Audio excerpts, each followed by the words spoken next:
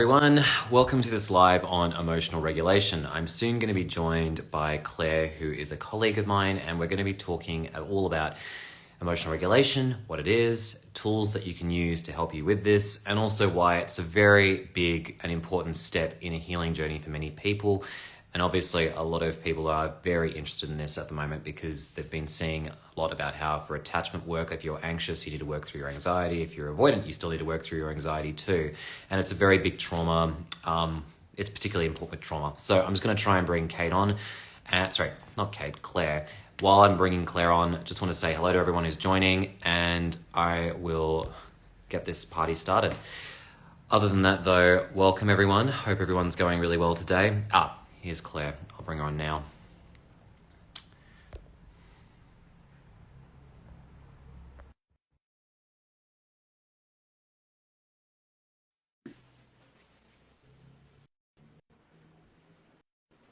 Oh. Just need to try that again with Claire. Let me see if I can do that again.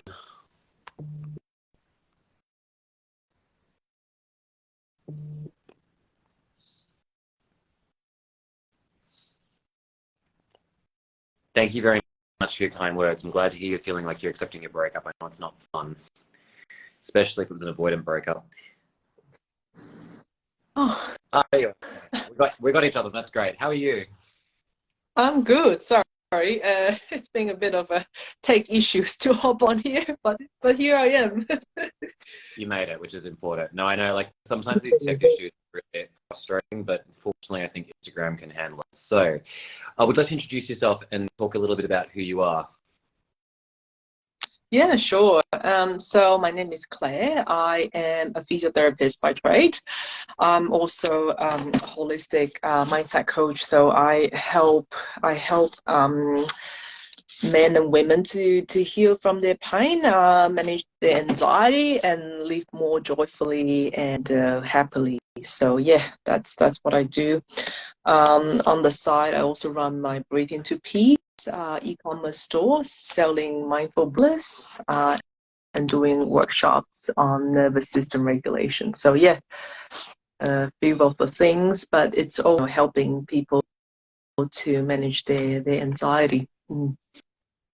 Which I think is very relatable to the work that I do, because I know for a lot of my clients, those who identify with anxious attachment, avoidant attachment, or even just have generalized anxiety and not just disordered anxiety, I find that a lot of people definitely need help with emotional regulation. And I know we've discussed breathwork before, and it's important to this. So very excited to talk about all of this today. So generally speaking, what would be your definition of emotional regulation? Yeah, I think when it comes to emotions regulations is to be able to regulate and to manage. But it's not to control, because we can't really, control how we feel and what we feel, even our thoughts. It's just quite challenging. So in my understanding of emotional regulation is to be able to distinguish. So be able to have the space from feelings to reactions. So you're able to distinguish those. So you're not feeling something and you react really quickly out of, can be autopilot, can be from past experiences. So be able to slow down that, from feelings to, reacting. And then, be able to react, or not even to react, but able to take the next step that's more aligned to your, to your core values or ethics. Yeah. So that's my definitions. Yeah. Yeah, and that's pretty consistent with mine. I think I'd complement what you said by saying, like, in examples, if you're someone who typically, like, an anxious attacher in a relationship, it's about not starting a fight to try and get reassurance that your partner will, leave you. It's about finding ways to help you work through that anxiety and sit with that discomfort rather than trying to force someone to stay with you. If you're more avoidant leaning, it's about finding ways to sit with the discomfort of wanting to leave a relationship or situationship because you're not comfortable with it, and just allow yourself to get more comfortable with that discomfort and open up. And I think generally speaking, it's also about helping people to feel like they're more in control and to feel like their emotions are wildly running the show and react off the back of that too. So I definitely agree with that too. In terms of techniques that, we think about for emotional regulation, I'm a big fan of journaling. What are some of your go-to methods? Because like we talked about before, I know breathwork is a huge part of, what you provide for a lot of people, particularly with your e-commerce store with Necklace. I'd love to hear about some of the techniques you would recommend to people. Yeah, so I think there's a couple things like when it comes to emotional regulation. I think first of all is self-awareness, like building that self-awareness and understanding what your feelings, and then like what you say, writing it down or recording it, like go back to it, journaling it, and not to judge yourself and not acting on it, because a lot of times the next thing that comes to to a feeling is like judge and shame and guilt and all those feelings adding on top of your current feelings. So it's kind of sometimes very overwhelming for a lot of people. So it's building that self-awareness, knowing like what you're. And I usually recommend the feeling wheels. You can Google that. So if you Google that, that will give you a wheel of 70 to 100 plus emotions. So then you can kind of pinpoint feeling, and that is actually really helpful, because once you know that is the feeling, like you don't have to like, oh, that is how you feel. It sort of gives you a bit of a relief, and it sort of prevents you to develop a second layer. So a second layer is usually the guilt, shame, and fears and all that, anger, etc. So you want to maybe label that emotions and then write around it. And then you also, I would really recommend compassion, kind to yourself. So being kind to yourself is, okay, now you have these feelings, it's anxiety, it could be a lot of fears or doubt, and then you've got to pause. So pausing means that you take a bit of a space from the situations or from that moment. So you create a space, and during them you give yourself kindness and compassion. So being kind to yourself in discomfort, it's almost like a skill. It's like a self-soothing skills that we can all develop. So if you haven't learned it while you're growing up, from your parents, your schools, from people around you, then it's good to learn that, compassion skills to self-soothe, like, talking to yourself in a way that you would talk to your friend. Like, I understand that this is hard. In your case, I can like, the anxious attachment in a relationship where they want to step away, where they want to, they would maybe be really upset in the situationship, whatever. So it's like, I understand, like, this is challenging. I understand this is hard.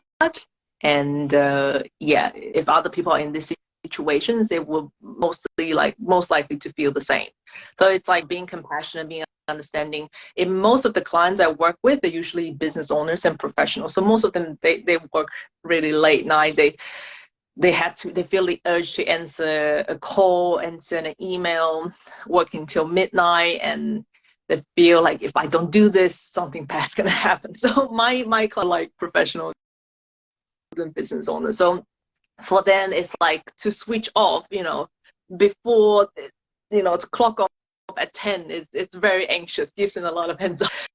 So for them is to work till, I'm someone who's used to work till midnight, and I know this is hard. Like, I'm used to work till midnight, and I understand, like, if I don't reply, my clients or someone might get upset, but it's okay. Like, I acknowledge I'm feeling this way, but it's okay. I've gotta rest. I've gotta prioritize my self-care. So it's finding that being kind to yourself, and think about what you would say to a friend in that situation. Say it to yourself. It's easily done. Then say it. The third one, I think, it's having those skills to regulate your nervous system. So Because emotions and feelings are really intangible, and it's related to how our nervous system functions. A lot of time, if you have past experiences, childhood adverse events in your adulthood, that affects how you have certain feelings in the situations or events. It's good to use some techniques to regulate the nervous system. So one of it's breathing.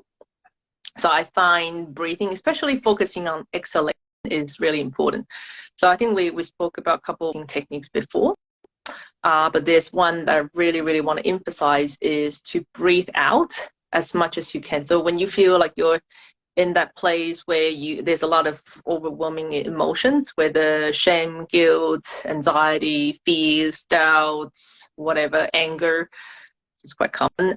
You just want to really just pause, breathe out. So just breathe out through if you want, you can regulate through your mouth. So you can practice it with me. So you just breathe out like you're blowing a candle as much as you can. So up to 8-10 seconds, up to 16 seconds, and you'll find the exhalation that actually will activate the vagus nerve and will calm the nervous system.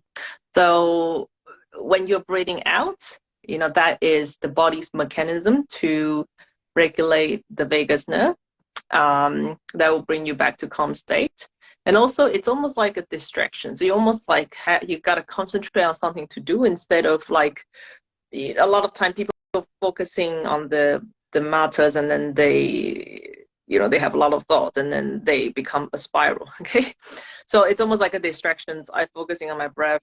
I got something to do. At the same time, it's a body mechanism to calm down.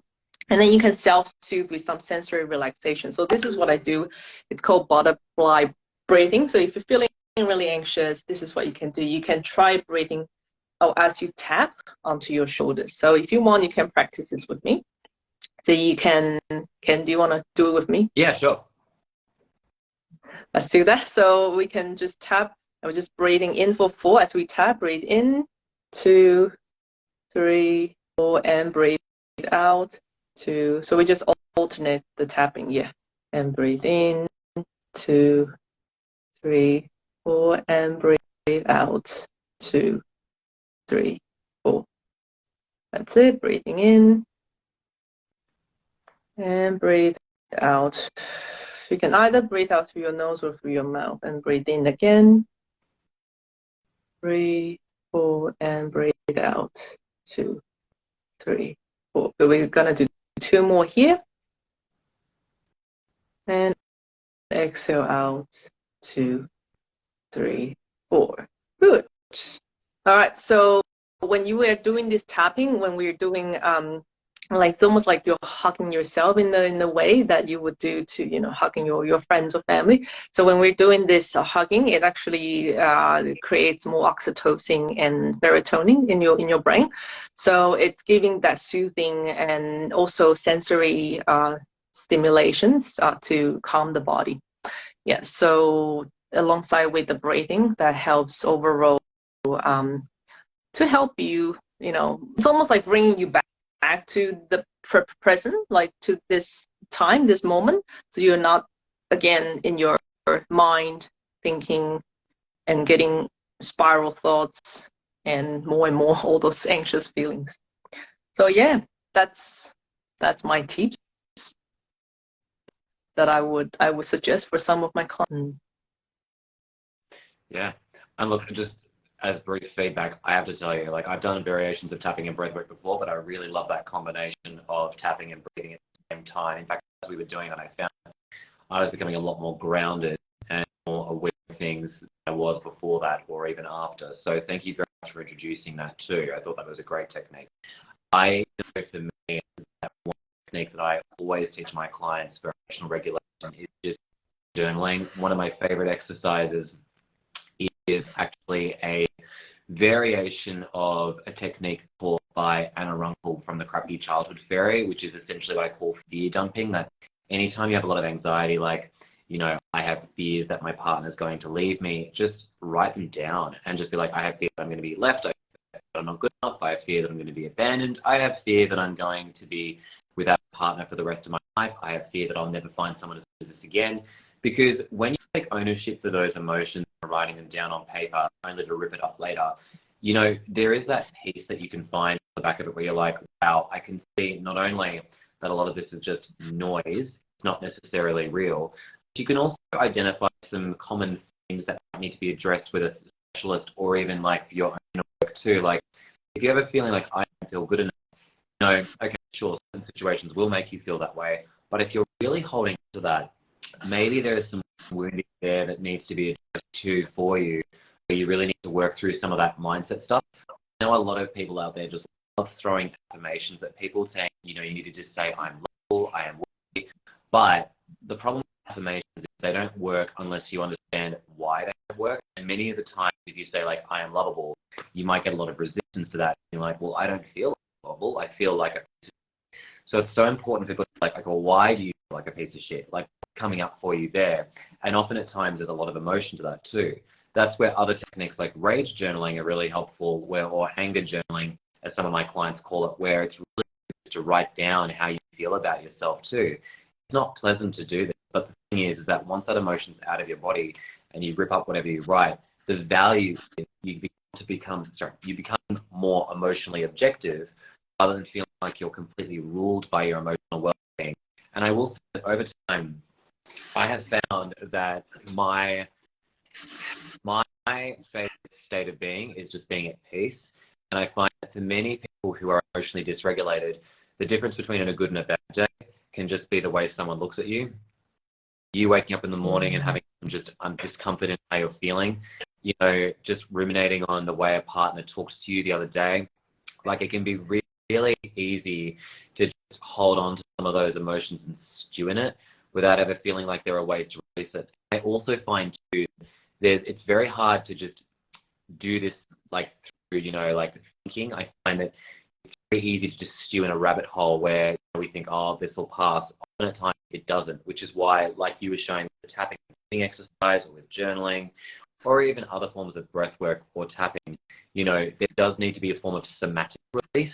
And that's why I think having those advanced techniques for that is really important, because without it, it's very hard to work your way through a lot of that extra noise and emotion that's coming up. Yes, that's right.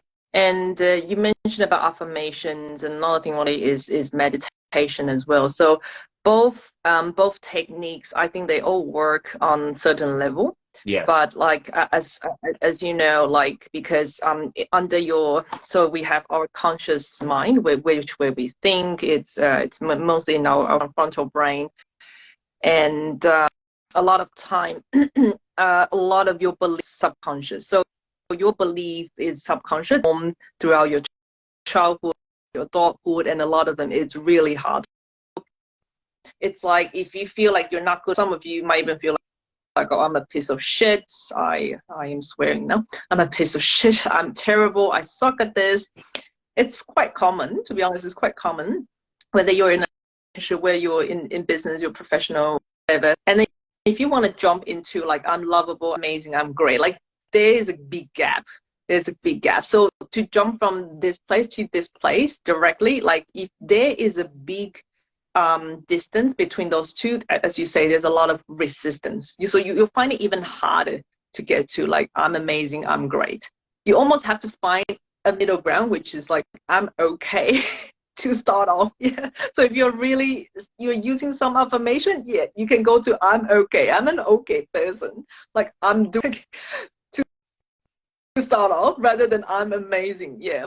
So that's working a little bit on your mind, but then again, a lot of emotions are stored in the body. So that's why working on the body is really crucial. So all the somatic release, whether you're doing movements, breathing, or dancing, or just, you know, even chanting, singing, all that, like all the movements, that's also part of breathing. All the movements will help mobilize that feelings or emotions, yeah, and then you can shift that emotions as well. So working through the mind, it does up to some point, but then you have to work on the body as well. So we actually need both to go through that feelings much quickly, yeah, because it comes and go. Feelings comes and go. It's like the rain, the water, it comes and go. So then, yeah, that it will come, it will go, and modalities and different ways to release it. Yeah. And I think the reason why I'm glad we're having this conversation is because, particularly for my audience, I find that getting a phase where you can start to emotionally regulate can have such a profound impact on your own feelings of self-security inside of yourself too.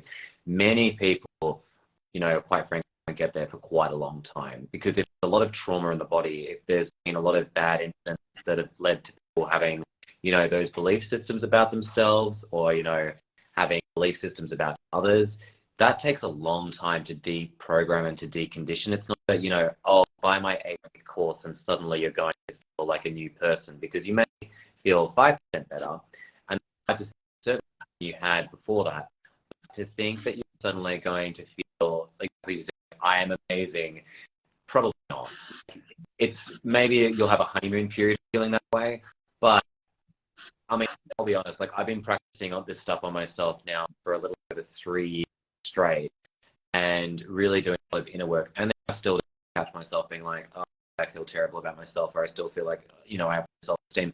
And granted, I don't have those moments nearly as much as I used to, and I'm much better at working through it. But I don't think we're just going to suddenly become these people who are immune from these sort of these scars of our trauma. Emotional regulation, I find, it just helps the bleeding stop emotionally. So we're not feeling like we're just hemorrhaging all over the place and we can't even function properly. Yes. And the thing is, what you say, a lot of things that happened in the past. So whether it's small events that's very uncomfortable, or that's potentially trauma, it changes your physiology. So biochemical parts in your body changes your neural pathways, and that's why if you work on the nervous system, it's almost like, okay, now what's being done in the past 5 years, 10 years, it's changed your physiology. So that's why if some people feel hypervigilant, some people feel anxious, some people have to jump in a relationship, they have to chase someone if start to pull away, because it's something that because whatever happens, there's familiarity, so it changes the route in your nervous system, and you can't help but react in that way, in a sense, because that's how it's been changed. So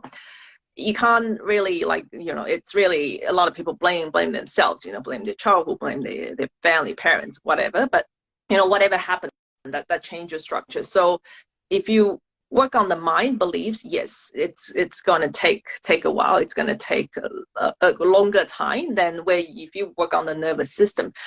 Because at the end of the day, a lot of clients I work with, they don't feel safe.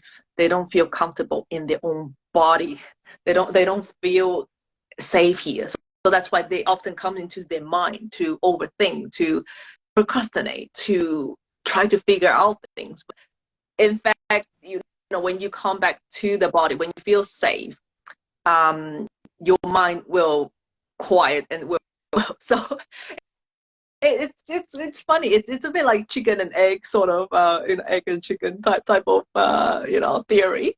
But what I found mostly in my clients is that when they start to use breath work, when they start to use some of the techniques to really to feel safe in the body, and that brings them back into the present moment, all the thoughts and feelings start to shift as well. That start to shift as well, and that happens naturally. So the way that I work with clients is I never really jump in and talk about the things that have happened. It's like when we work on the body, all the things come up because it's stored in the body. All the things come up to the surface, and then they can kind of talk about it, but then it will start to float off, and then that doesn't impact them that much anymore.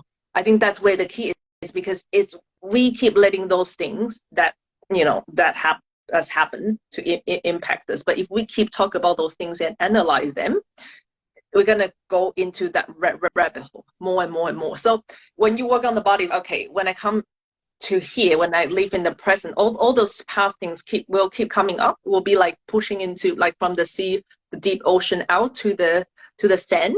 But then eventually you realize, oh, these are just things that happened in the past, and now they can go away. It doesn't affect me that much. Yeah, so that's where it's a little bit different from, I think, working bottom up, meaning from the body up to the mind to the brain, or top bottom, like from the mind down to the body. Both works, but then it's all, finding the ways that's going to feel comfortable for you, and finding ways that's going to help you live better day by day. Yeah. Yeah, I completely agree. I think one thing I'll say to add to what you were saying about it's the chicken or the egg analogy is that I know that there are a lot of people online who are very radical about, bottom up is the way to go to heal your trauma. Yes, but let's use another analogy. You can't, force a horse to water and expect it to drink. Like, for a lot of people, they're only looking for awareness at what some of their issues are. And sometimes I find a lot of clients just want to have a bit of a diagnosis to some of the issues that are plaguing them. That way they're like, great, what it is. They may be off on their merry way and not work on trauma, to which I say, you know what, that's for them to figure out in their own time. And I think that's where, if they do want to drink from that emotional pond, that's where those bottom-up approaches work really well. Is that I find that for a lot of people, particularly with avoidant attachment, when they start getting into the inner work, that's when their defenses can really kick in, and they want to run even more now, because you're starting to work through some of that stuff that they've buried for a long time. And generally, people don't want to touch that uncomfortable stuff. Like, I mean, if you've had a history of suppressing your emotions, I mean, you're not going to love suddenly bawling into tears, having moments where you're just, expressing yourself in a, emotional puddle. So it's not a fun thing to go through. I think it also leads onto mistakes people make with emotional regulation too. I think one big mistake, this will tie into what I was saying before, is rushing it. I think one of the worst mistakes I ever made was trying to rush this experience. I found it actually put me into almost a state of depression, because I had so much stuff that I didn't realize I had to work through. And when I worked through, I took a year where I was just still feeling the feels of things off the back of it. It was not fun. And I think similarly in this space, we love to just, the most efficient routes to help people. But I think one thing I've learned over time as a counselor is sometimes people just need to get there in their own time, and you don't need to rush people to a destination. I think the more fixated we are on outcomes for others, and I mean, I can be guilty of this, I think it actually doesn't do our clients or ourselves any justice, because it's pushing someone too far too quickly. Kind of like if they were starting at the gym and they've never bench pressed before, and you're putting 60 kilos down on top of them, they're going to feel crushed. Yes, absolutely. I think you need to heal in your own time, and also be mindful that healing is not your purpose. Feeling good, living joyfully is your purpose. Like, I came across a lot of clients who just like, I got this part, I just want to get out, or I got this, I've been doing this for years, I've been doing it every day. When can I finish my work? When can I get over with this? And I'm just like, it's a journey. Like, healing is a journey. It's not your purpose. Like, it's not where once you get there, I'm gonna live happy every day, I'm gonna be fine every day. No, it's not like that. It's not like once I get there, all this discomfort is gonna disappear. No, it's not like that. Like, it's your purpose is to live happily, live joyfully. Yes, but healing is not your purpose. Like, healing or get rid of this bad feelings or this emotion. Like, a lot of my clients is like, I want to have no anxiety at all in my life. And then that's my purpose. So I've made that mistake as well. So don't get me wrong, I made that mistakes, and then we've all been through there. And the thing is, like, yeah, it's it's all about like all your feelings, all your emotions are gonna be there as a human. I think that's the best part of being a human is, we all have feelings, and that sets us apart from the animals, the plants, and all the other things in the world. So yeah, you're gonna realize anxiety is. I know now a lot of you might not like anxiety, dislike it, hate it, or resent it, but it's part of being human. It's just like finding a balance with your anxiety, learning to befriend. I always say befriend your anxiety, have a good relationship with it, learn to have a conversation with it, know what it needs, what it wants, and it's you eventually you will. I love my anxiety now, but eventually you'll find a way. You will befriend your anxiety, and then it's actually good in some ways and times, and without it we wouldn't survive till this time of the age of the day. So yeah.